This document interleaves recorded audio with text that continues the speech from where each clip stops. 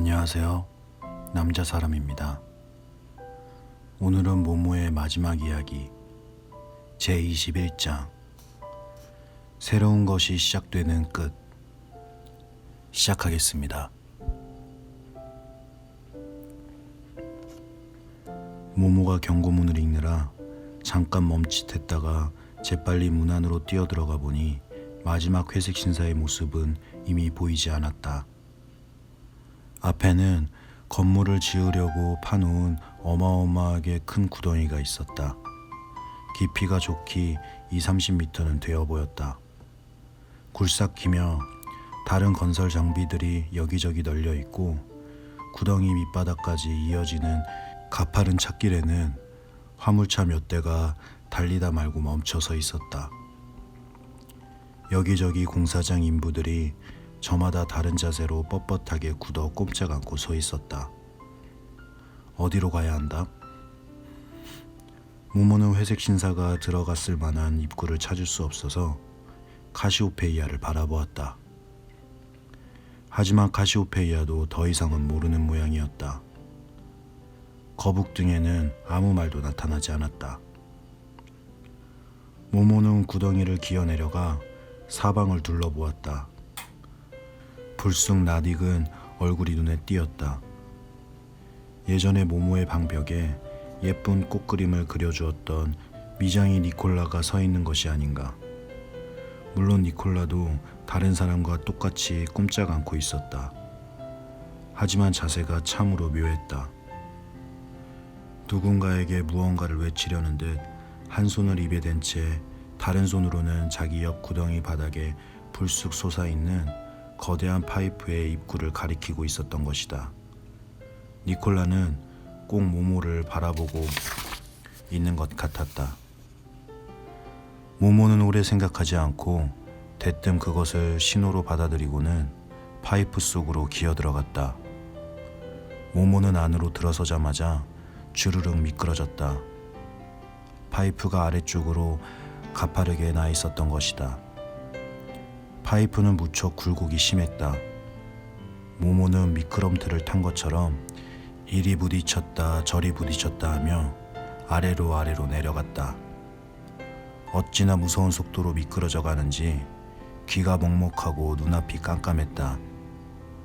거꾸로 뒤집어져서 머리를 앞으로 하고 손살같이 내려갈 때도 있었다. 하지만 모모는 거북과 꽃만은 손에서 놓치지 않았다. 아래로 내려갈수록 점점 추워졌다. 얼핏 모모는 여길 어떻게 다시 나가나 하고 생각했다. 그러나 제대로 생각해 보기도 전에 벼랑간 파이프가 끝나고 지하 복도가 나타났다. 이곳은 칠흑같이 깜깜하지는 않았다. 사방 벽에서 나오는 것처럼 보이는 흐릿한 잿빛빛이 흐르고 있었다. 모모는 일어나 계속해서 뛰었다. 맨발이어서 모모의 발작 소리는 나지 않았다. 저 앞에서 회색 신사의 발소리가 다시 들려왔다. 모모는 그 소리를 따라갔다. 복도는 다시 사방으로 갈라져 다른 복도로 이어져 있었다. 이 지하 혈관망은 신축 건물 구역의 땅속을 누비며 얼기설기 복잡하게 얽혀있는 것 같았다. 문득 웅성대는 소리가 들렸다. 모모는 그 소리를 따라가 모퉁이에 숨어서 살그머니 안을 들여다보았다. 어마어마하게 큰 홀이 보였다. 홀 가운데에는 끝이 안 보이는 기다란 회의용 테이블이 놓여 있었다. 테이블 양쪽에는 회색 신사들이, 아니 아직까지 살아남은 한 줌의 회색 신사들이라고 하는 편이 낫겠다. 이 두 줄로 길게 앉아 있었다. 이 최후의 시간 도둑들은 얼마나 초라한 몰골인지 양복은 갈갈이 찢기고 잿빛 대머리는 혹과 생채기 투성이었으며 얼굴은 두려움으로 일그러져 있었다. 다만 시가마는 여전히 타고 있었다. 맨 뒤쪽 홀의 뒷벽에 거대한 철문이 삐끗하니 열려있는 것이 모모의 눈에 띄었다. 홀에서 싸늘한 냉기가 불어나왔다. 그래봤자 소용없다는 것을 잘 알면서도 모모는 쪼그리고 앉아 치마로 맨발을 감쌌다. 철문 앞 테이블의 머리 쪽에 앉은 회색 신사가 입을 열었다. 우리는 비축된 시간을 아껴야 합니다. 얼마나 오래 버틸 수 있을지 알 수 없으니까요. 우리의 수를 줄여야 해요. 다른 자가 소리쳤다. 어차피 우리는 몇 남지 않았어요. 비축해 놓은 시간으로 몇 년은 버틸 수 있을 겁니다. 연사는 흔들리지 않고 말을 이었다. 일찍부터 아끼기 시작하면 그만큼 더 오래 버틸 수 있습니다. 여러분, 아낀다는 내 말의 의미는 잘 알겠지요? 이 재앙을 이겨내는 인원은 우리 중 몇 명으로 충분합니다. 모든 상황을 냉정히 볼 필요가 있어요. 여러분, 여기 앉은 우리의 수는 너무 많아요. 수를 대폭 줄여야 합니다. 그것이 합리적인 이성의 명령입니다. 여러분, 그럼 인원을 확인해 볼까요? 회색 신사들은 인원을 확인했다. 그러자 의장은 주머니에서 동전 하나를 꺼내더니 이렇게 말했다. 제비를 뽑읍시다. 앞면이 나오면 짝수 번호가 남고 뒷면이 나오면 홀수 번호가 남는 겁니다. 그는 동전을 공중에 던졌다가 받았다. 앞면입니다. 짝수 번호는 남고 홀수 번호 분들은 지체 없이 사라질 것을 요구합니다. 억양 없는 신음이 제비뽑기에서 진자들이 앉아있는 쪽에서 흘러나왔다. 하지만 아무도 저항하지 않았다. 짝수 번호를 가진 시간 도둑들이 홀수 번호들이 가진 시간을 빼앗았다. 사형 선고를 받은 자들은 흔적도 없이 사라져버렸다. 의장이 정적 속에 대고 말했다. 자, 다시 한 번 더. 소름 끼치는 과정이 다시 한번 되풀이되었다. 또 한 번, 또 한 번. 결국 4번이나 벌어졌다. 마침내 6명의 회색 신사만이 남게 되었다. 그들은 끝없이 긴 테이블의 머리 쪽에 셋씩 마주보고 앉아 싸늘한 눈길로 서로를 바라보았다. 모모는 몸소리를 치면서 그 과정을 지켜보았다. 회색 신사들의 수가 줄어들 때마다 지독한 냉기가 한결 더해졌다. 아까에 비하면 지금의 추위는 얼추 견딜만 했다. 회색 신사 중에 하나가 말했다. 6은 기분 나쁜 수요. 테이블의 다른 쪽에 앉아있던 자가 말했다. 이제 됐어요. 수를 더 줄이는 건 의미가 없어요. 우리 6이 재앙을 이겨낼 수 없다면 셋으로도 안 되는 겁니다. 앞서 말한 자가 주장했다. 그런 뜻으로 말한 건 아닙니다. 하지만 필요하면 언제라도 다시 이 문제를 거론할 수 있겠지요. 나중에 말이요. 한동안 침묵이 흘렀다. 이윽고 한 신사가 말했다. 재앙이 시작됐을 때 마침 저장 창고에 문이 열려 있어서 정말 다행이에요. 그 결정적인 순간에 문이 닫혀 있었다면 이 세상에 어떤 힘으로도 열 수 없었을 거예요. 그러면 우리는 끝장이었을 겁니다. 다른 자가 대꾸했다. 유감스럽지만 그 말은 전적으로 옳지는 않아요. 문이 열려 있으면 냉동실에서 냉기가 새어나오게 됩니다. 그러면 얼었던 시간의 꽃들이 차차 녹게 되지요. 모두 잘 알겠지만 그렇게 되면 우리는 그 꽃이 왔던 곳으로 되돌아가는 걸 막을 수가 없어요. 3번째 신사가 물었다. 그러니까 우리의 냉기로는 저장된 시간을 냉동 상태로 유지할 수 없다는 얘기인가요? 2번째 신사가 말했다. 유감스럽게도 우리는 6밖에 안 돼요. 우리가 얼마만큼의 힘을 발휘할 수 있는지는 당신도 추측할 수 있을 거요. 우리 수를 그렇게 가차없이 줄이다니 너무 성급하지 않았나 싶군요. 이래서는 얻는 게 없어요. 3번째 신사가 소리쳤다. 우리는 2가지 가능성 중에서 하나를 선택해야 했어요. 그리고 우리는 선택을 한 거요. 다시 침묵이 흘렀다. 누군가가 입을 열었다. 이러다가는 몇 년이고 여기 남아서 서로 감시나 하고 있을 것 같군요. 솔직히 말해서 정말 안담합니다. 모모는 생각해 보았다. 여기 앉아서 마냥 기다리는 건 분명 아무 의미도 없었다. 회색 신사들이 한 명도 없다면 얼었던 시간의 꽃들은 저절로 녹을 것이다. 하지만 당장은 회색 신사들이 엄연히 존재하고 있다. 무슨 수를 쓰지 않으면 그들은 계속해서 존재할 것이다. 하지만 창고 문이 열려 있어서 시간 도둑들이 마음대로 보급을 받고 있는데 무슨 일을 할 수 있을까? 카시오페이아가 버둥거렸다. 모모는 거북을 보았다. 문을 닫아. 거북의 등에는 이렇게 쓰여 있었다. 모모는 속삭였다. 그럴 수 없어. 꼼짝도 하지 않을 거야. 꽃으로 건드려봐. 시간의 꽃으로 건드리면 문을 움직일 수 있니? 넌 그렇게 할 거야. 카시오페이아가 그렇게 알고 있다면 그렇게 될 수밖에 없다. 모모는 거북을 살며시 땅바닥에 내려놓고 그 사이에 시들어 꽃잎이 몇 장밖에 남지 않은 시간의 꽃을 웃옷에 감췄다. 모모는 6명의 회색 신사들에게 들키지 않고 기다란 테이블 밑으로 기어 들어갈 수 있었다. 거기서 모모는 계속해서 기어가 드디어 기다란 테이블의 반대편 끝에 이르렀다. 가슴이 터질 듯 방망이 질쳤다. 모모는 조심조심 시간의 꽃을 꺼내어 이 사이에 물고 의자들 사이를 이리저리 기어갔다. 회색 신사들은 아무 눈치도 못 챈 모양이었다. 모모는 열려있는 문 앞에 이르러 꽃으로 문을 건드리며 손으로 밀었다. 문은 문짝위에서 소리 없이 움직이더니 정말 빙글 돌아서 우르릉 하며 닫혀버렸다. 우르릉 우르릉 메아리가 홀과 수천 개의 지하 복도를 지나며 여러 차례 울려 퍼졌다. 모모는 발딱 일어났다.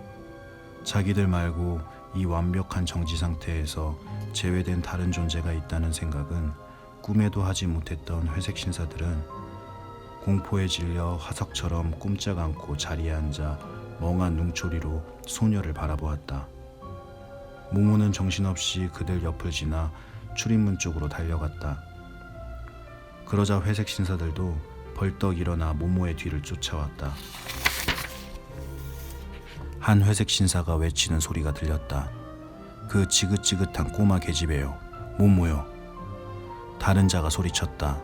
그럴 리가 없소. 어떻게 그 애가 움직일 수 있지요? 세 번째 신사가 소리쳤다. 그 애는 시간의 꽃을 갖고 있어요. 네 번째 신사가 물었다. 그 꽃으로 문을 움직일 수 있었던 거요? 다섯 번째 신사가 펄펄 뛰며 자기 머리를 마구 내리쳤다. 그렇다면 우리도 그렇게 할 수 있었던 거요. 우리는 시간의 꽃을 많이 갖고 있지 않습니까? 여섯 번째 신사가 날카롭게 외쳤다.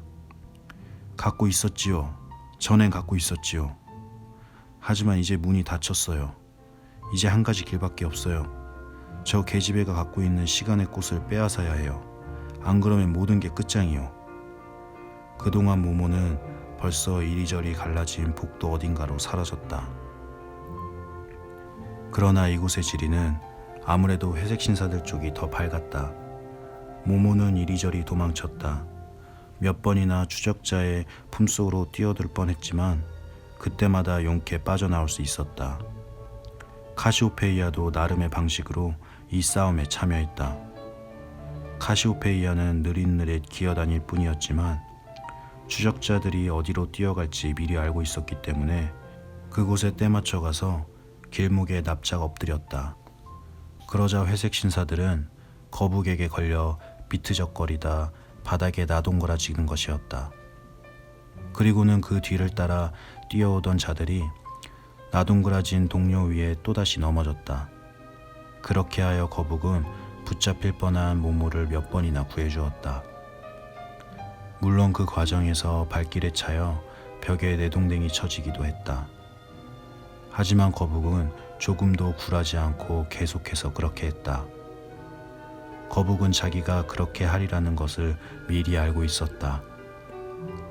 이 추격전 와중에 몇 명의 회색 신사들이 시간의 꽃을 차지하려는 욕심에 제정신을 잃고 시가를 떨어뜨리고 말았다. 그들은 차례차례 흔적도 없이 사라져버렸다. 결국 단 2명이 남게 되었다. 모모는 기다란 테이블이 있는 커다란 홀로 다시 돌아갔다. 두 신사가 테이블을 돌아 모모를 쫓아왔다. 그래도 잡지 못하자 그들은 서로 갈라져 양쪽에서 달려들었다. 이제 더 이상 빠져나갈 길이 없었다. 모모는 홀 한 구석에 몰려 겁에 질린 얼굴로 두 명의 추적자를 바라보았다. 모모는 꽃을 꼭 안았다. 꽃에는 희미하게 빛나는 꽃잎이 단 석 장 달려있을 뿐이었다. 세 번째 추적자가 꽃을 향해 손을 뻗으려는 순간 두 번째 추적자가 그를 잡아당기며 소리쳤다. 안 돼! 그 꽃은 내 거야! 내 거! 두 신사는 서로를 떼밀기 시작했다.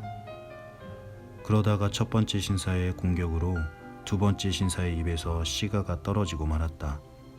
두 번째 신사는 서서히 투명해지더니 곧 흔적도 없이 사라져버렸다. 이제 마지막 남은 회색 신사가 모모에게 다가왔다. 입에 문 바싹 탄 꽁초에서는 아직도 연기가 피어오르고 있었다. 그는 헐떡거리며 말했다. 그 꽃 이리 내놔. 그가 입을 여는 순간 입에서 꽁초가 떨어져 주르륵 굴러갔다. 회색 신사는 꽁초를 잡으려고 바닥에 몸을 던져 팔을 쭉 뻗었지만 허사였다. 그는 모모에게 잿빛 얼굴을 돌리고 간신히 몸을 반쯤 일으켜 부들부들 떨면서 손을 들어 올렸다. 그는 기어들어가는 소리로 말했다. 제발, 제발 착하지? 내게 꽃을 다오. 여전히 한 구석에 몰려선 모모는 꽃을 더욱 꼭 껴안으며 묵묵히 고개를 저었다. 한마디도 할 기운이 없었다. 최후의 회색 신사는 천천히 고개를 끄덕이며 중얼거렸다. 좋아, 좋아. 이제 모든 게 끝난 거야. 그리고 나서 최후의 회색 신사도 사라져버렸다. 모모는 어찌할 바를 모르고 그가 쓰러진 곳을 뚫어지게 바라보았다. 그 자리로 카시오페이아가 엉금엉금 기어왔다. 거북등에는 이렇게 쓰여 있었다. 문을 열어. 모모는 문으로 다가가 그 사이에 꽃잎이 단 한 장밖에 남지 않은 시간의 꽃으로 다시 문을 살짝 건드려 열었다. 최후의 시간 도둑이 사라지면서 냉기도 사라져 있었다. 어마어마하게 큰 창고 안으로 들어간 모모는 눈이 휘둥그레졌다. 유리컵 같은 수많은 시간의 꽃들이 끝이 안 보이는 기다란 선반에 가지런히 놓여져 있었다. 어떤 꽃은 다른 꽃들보다 더 찬란했다. 하지만 똑같은 꽃은 하나도 없었다. 살아있는 생명의 꽃이 수십만, 수백만 송이나 되었다. 그 안은 온실안처럼 따뜻했다. 그리고 점점 더 따뜻해졌다. 모모가 들고 있던 시간의 꽃에서 마지막 꽃잎이 떨어지면서 삽시간에 폭풍이 일었다. 시간의 꽃들이 구름처럼 모모의 주위에서 소용돌이 치더니 곁을 스쳐 지나갔다. 그것은 따스한 봄날의 세찬 바람 같았다. 하지만 사실은 풀려난 시간들이 일으킨 바람이었다. 모모는 꿈을 꾸듯 주위를 두리번거렸다. 바로 앞 땅바닥에 카시오페이아가 보였다. 거북의 등에는 빛나는 글씨로 이렇게 쓰여 있었다. 집으로 날아가. 꼬마 모모, 집으로 날아가. 그것이 모모가 본 카시오페이아의 마지막 모습이었다. 이제 꽃들의 폭풍은 이루 말할 수 없이 강해졌다. 폭풍이 어찌나 세차게 부는지 모모는 바닥에서 떠올라 날아갔다. 모모 자신이 한 송이 꽃인 듯 밖으로, 깜깜한 복도를 지나 땅 위로, 다시 대도시 위로. 모모는 점점 커지는 엄청나게 큰 꽃들의 구름에 파묻혀 지붕과 탑들을 지나 마냥 날아갔다. 올라갔다 내려갔다 둥실둥실 떠다니다가 빙글 한 바퀴 돌기도 했다. 마치 멋진 음악에 맞춰 힘차게 춤추는 것 같았다. 그리고 나서 꽃들의 구름은 천천히 사뿐사뿐 내려앉았다. 꽃들은 눈송이처럼 얼어붙은 세상 위로 떨어졌다. 그리고 눈송이처럼 살며시 녹아 이윽고 보이지 않게 되었다. 원래 있었던 곳인 사람들의 가슴 속으로 돌아간 것이다. 그 순간 시간이 다시 흐르고 모든 것이 다시 활기를 띠고 움직이기 시작했다. 자동차들은 길을 달리고 교통순경들은 호루라기를 불고 비둘기들은 날아가고 강아지는 전신주에 오줌을 쌌다. 이 세상에 1시간 동안 멈춰 서 있었던 것을 눈치챈 사람은 아무도 없었다. 실제로 세상이 정지했다가 다시 움직이기까지 시간은 전혀 흐르지 않았기 때문이다. 사람들은 그 사이 눈을 한번 깜빡였다고 생각했다. 하지만 전과 달라진 것이 있었다. 벼랑간 모든 사람들이 한없이 시간이 많아진 것이다. 당연히 모두 기뻐했다. 그러나 그것이 자신들이 아낀 시간이라는 것, 그 시간이 신기한 과정을 거쳐 되돌아왔다는 것을 아는 사람은 아무도 없었다. 다시 정신을 차렸을 때 모모는 어떤 거리에 서 있었다. 애타게 찾던 베프 할아버지를 만났던 골목길이었다. 그리고 정말 그곳에는 베프 할아버지가 서 있었다. 베프 할아버지는 모모에게 등을 돌린 채 빗자루에 몸을 기대고 골똘히 생각에 잠겨 앞을 바라보고 있었다. 예전과 똑같은 모습으로. 베프는 벼랑간 더는 마음이 급하지 않게 되었다. 어째서 불쑥 위안이 느끼게 되고 희망으로 가슴이 부풀어 오르는지 스스로도 모를 일이었다. 아마 저축해야 할 10만 시간을 다 채워서 모모가 풀려난 모양이군. 모모는 이렇게 생각했다. 바로 그때 누군가가 옷깃을 잡아당겼다. 돌아보니 꼬마 모모가 서 있는 것이 아닌가. 이 재회의 기쁨을 묘사할 말은 아마 이 세상에는 없으리라. 두 사람은 웃다가 울다가를 반복하며 끝없이 횡설수설을 늘어놓았다. 기쁨에 취한 사람들이 그러듯 온통 실없는 소리를 한 것이다. 두 사람은 몇 번이고 얼싸안았다. 지나가던 사람들은 모두 멈추서서 같이 기뻐해 주었다. 그들은 같이 웃고 같이 울었다. 이제 모두들 그럴 시간이 되었다. 이윽고 베프는 빗자루를 어깨에 메었다. 당연히 그날은 더 이상 청소할 생각이 없었다. 두 사람은 팔짱을 끼고 시내를 지나 집이 있는 옛 원형극장 터로 갔다. 두 사람 모두 친구에게 해줄 말이 한없이 많았다. 이제 대도시에서는 오랫동안 볼 수 없었던 광경이 벌어졌다. 아이들이 길 한복판에 나와 놀고 아이들이 비키길 기다릴 수밖에 없는 운전자들은 미소를 지으며 아이들을 바라보았다. 차에서 내려 아이들과 어울려 노는 사람도 있었다. 어디서나 사람들이 서서 다정하게 말을 주고받으며 서로의 안부를 자세히 물었다. 일하러 가는 사람도 창가에 놓인 꽃의 아름다움에 감탄하며 새에게 모이를 줄 시간도 있었다. 의사들은 환자들 한 사람 한 사람을 정성껏 돌볼 시간이 있었다. 노동자들은 일에 대한 애정을 갖고 편안하게 일할 수 있었다.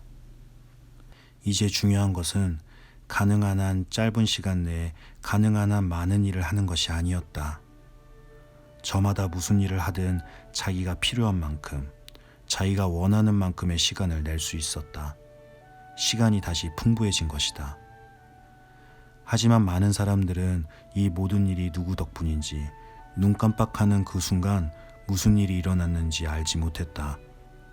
아마 이야기해 주었다고 해도 대개는 믿지 못했을 것이다. 그것을 알고 또 믿었던 사람은 모모의 친구들 뿐이었다. 사실 꼬마 모모와 베프 할아버지가 그날 옛 원형극장에 돌아가 보니 친구들이 전부 미리 와서 기다리고 있었다. 관광 안내원 기기, 파울로, 마시모, 프랑코, 꼬마 동생 모모를 데리고 다니는 소녀 마리아, 클라우디오를 비롯하여 옛날에 모모를 늘 찾아왔던 아이들이 전부 모여 있었다. 음식점 주인 니노, 니노의 뚱뚱한 아내 릴리아나와 갓난아기, 미장이 니콜라도 보였다. 한마디로 예전에 늘 모모를 찾아왔고 모모가 그들의 이야기에 귀를 기울였던 이웃 사람들이 모두 와 있었다. 그들은 파티를 열었다. 모모의 친구들만이 열 수 있는 정말 즐거운 파티였다. 파티는 저 옛날의 별들이 뜰 때까지 계속되었다. 환호성을 지르고 서로 얼싸안고 악수하고 큰 소리로 웃고 왁자지껄하게 떠드는 소리도 잦아들자 모두들 풀이 웃자란 돌계단에 둥글게 앉았다. 사방이 조용해졌다. 모모는 비어있는 동그란 마당 한가운데에 섰다. 모모는 별들의 음성과 시간의 꽃을 생각했다. 모모는 맑은 목소리로 노래를 부르기 시작했다. 한편 아무데도 없는 집에서는 시간이 돌아오면서 호라 박사가 처음이자 마지막이었던 잠에서 깨어나 조그만 탁자 앞에 놓인 의자에 앉아 미소를 머금고 모모와 친구들의 모습을 요술안경으로 바라보고 있었다. 박사의 얼굴은 중병에서 갓 회복된 사람처럼 여전히 무척 해쓱했다. 하지만 눈만은 반짝반짝 빛나고 있었다. 무엇인가가 발을 살짝 건드리는 느낌이 들었다. 박사는 안경을 벗고 허리를 굽혔다. 눈앞에 거북이 와 있었다. 박사는 거북의 목을 어루만지며 다정하게 말했다. 카시오페이야, 너희 둘이 멋지게 해냈구나. 내게 모든 걸 설명해줘야 해. 이번에는 너희들을 볼 수 없었거든. 거북 등에는 이렇게 쓰여 있었다. 나중에 해드릴게요. 그리고 카시오페이아는 재채기를 했다. 호라 박사는 걱정스러운 듯 물었다. 감기 든 것 아니니? 카시오페이아가 대답했다. 예, 된통 걸린 것 같아요. 회색 신사들이 내뿜는 냉기 때문에 그랬을 게다. 지칠 대로 지쳐서 푹 쉬고 싶겠지. 그럼 가서 쉬려무나. 거북 등에는 이렇게 쓰여 있었다. 고맙습니다. 카시오페이아는 쩔뚝쩔뚝 기어서 조용하고 어두운 구석으로 들어갔다. 그리고 머리와 내 다리를 등껍데기 속에 넣었다. 거북 등에는 이 이야기를 읽는 독자만 알아볼 수 있는 글자가 천천히 나타났다. 끝. 감사합니다.